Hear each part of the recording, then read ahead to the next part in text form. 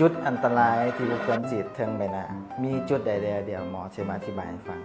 บริเวณที่บุคคลฉีดจุดที่1ก็คือบริเวณเหนือหัวคิ้วนี้ลงมา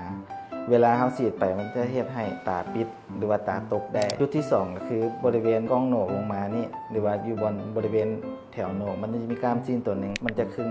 มุมปากเวลาเขาฉีดไปปุ๊บมันจะให้ปากเขาตกได้บริเวณนี้มันจะมีกล้ามซีนไลโซเลียสดึงมุมปากเวลาเขาฉีดไปปุ๊บมันจะให้ปากเขาเบี้ยวได้การฉีดโบท็อกซ์นี่เป็นสิ่งสำคัญถ้าว่าเขาฉีดผิดจุด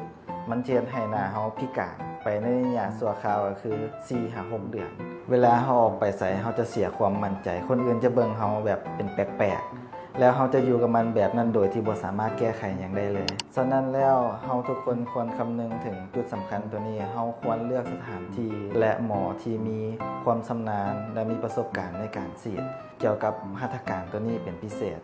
ถ้าอยากได้ความรู้ดีๆหรือความรู้เกี่ยวกับหัตถการอื่นเราสามารถเข้ามาปรึกษาหมอได้ที่ MNV